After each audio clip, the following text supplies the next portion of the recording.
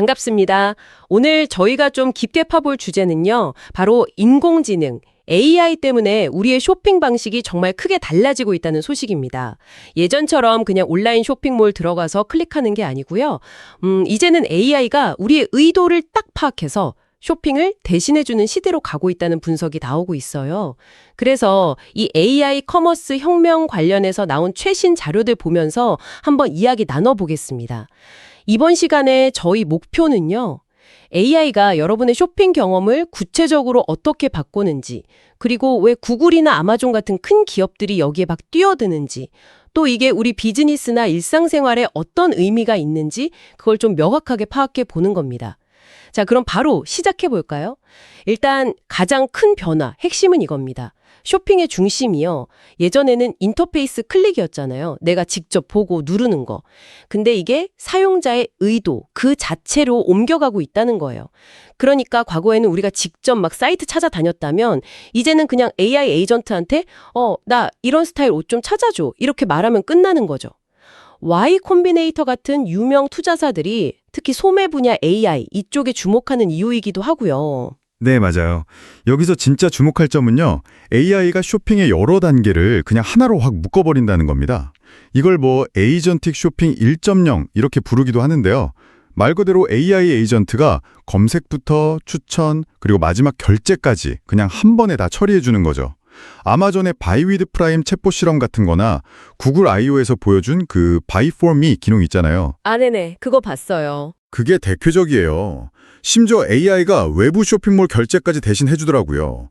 오픈 AI랑 쇼피파이도 지금 챗GPT 안에서 바로 결제하는 시스템 만들고 있거든요. 이건 광고 모델이 아니라 거래 수수료 모델인 거죠. 특히 그 구글이 AI 검색 결과에서 아예 웹사이트 링크를 없애겠다. 이렇게까지 말했다는 건 와, 진짜 파격적인데요? 기존에 정보 제공하던 블로그나 언론사들은 당연히 반발하겠죠. 엄청 반발하죠. 이게 진짜 앞으로 검색이나 정보가 유통되는 방식 자체를 완전히 뒤흔들 수 있는 거라. 그렇겠네요. 그렇죠. 근데 이제 AI 에이전트가 이렇게 우리 대신 막 활동하려면요. 웹사이트를 좀 자유롭게 돌아다니면서 정보를 막 모아야 하잖아요. 그리고 때로는 로그인도 해야 하고 필요한 정보도 입력해야 하고요. 사용자 대신에요. 기존 방식으로는 이게 좀 한계가 있죠. 그래서 등장한 게 AI 브라우저라는 거군요. 예를 들어 그 다이얼 브라우저. 이거는 여러 쇼핑몰 가격, 쿠폰, 배송 정보 이런 걸 표 하나로 그냥 쫙 정리해 준다면서요. 네, 맞아요. 그것뿐만 아니라 상품 리뷰가 막 수천 개씩 달려 있어도 그걸 긍정, 부정 딱 나눠서 5줄 정도로 요약해주기도 하고요. 와, 진짜 편하겠는데요? 어떤 사용자는 이제 쿠팡이나 네이버 들어갈 필요가 없어졌다. 이렇게까지 말했던데 이건 정말 큰 변화네요. 바로 그겁니다. 인터페이스 중심에서 의도 중심으로 전환된다는 게 바로 이런 모습인 거죠. 강정수 박사님이 비유하신 것처럼 사용자가 원하는 것, 예를 들어 특정 상품을 딱 말하면요.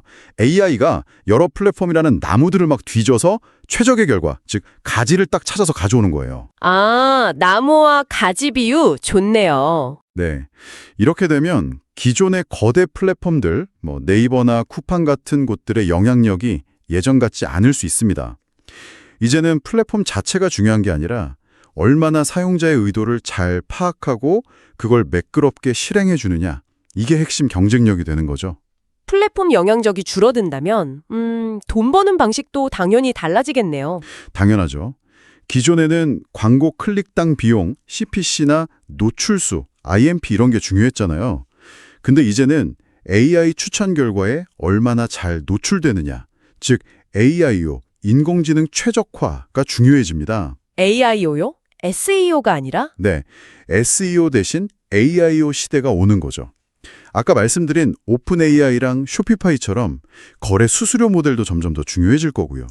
그 파이낸셜 타임스 보도 보니까 벌써 쇼피파이에 입점한 브랜드들이 AIO 가이드라인을 만들어달라고 요구하고 있대요. 와, 발 빠르네요. 그렇죠.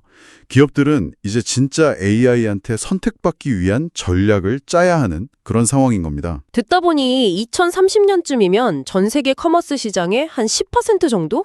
그 정도를 AI 에이전트 쇼핑이 차지할 거란 예측도 있던데요.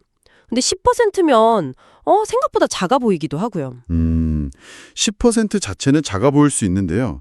그 파급력은 결코 작지 않을 겁니다. 예를 들어서 월마트 같은 아주 큰 오프라인 매장 있잖아요.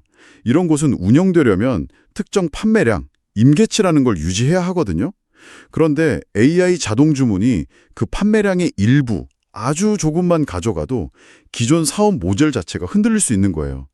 임계점의 문제죠. 아, 그렇구먼. 무너지는 건 한순간일 수도 있겠네요. 근데 AI가 똑똑해지려면 결국 데이터가 필요한데, 그럼 기업들이 자기네 데이터 지키려고 AI가 정보 긁어가는 거 크롤링이라고 하죠? 그거 막으려고 하지 않을까요? 네이버나 쿠팡 같은 데도 그럴 것 같은데? 막으려고 하죠. 당연히 합니다. 그런데요, 아까 말한 AI 브라우저 같은 경우는 사용자가 로그인한 상태에서 웹페이지 내용을 그대로 읽어올 수가 있어요. 아, 로그인 상태에서요? 네, 그러니까 기술적으로 완벽하게 막는 데는 한계가 있다는 거죠. 강종수 박사님은 이걸 AI 시대의 마지노선이라고 표현하셨어요.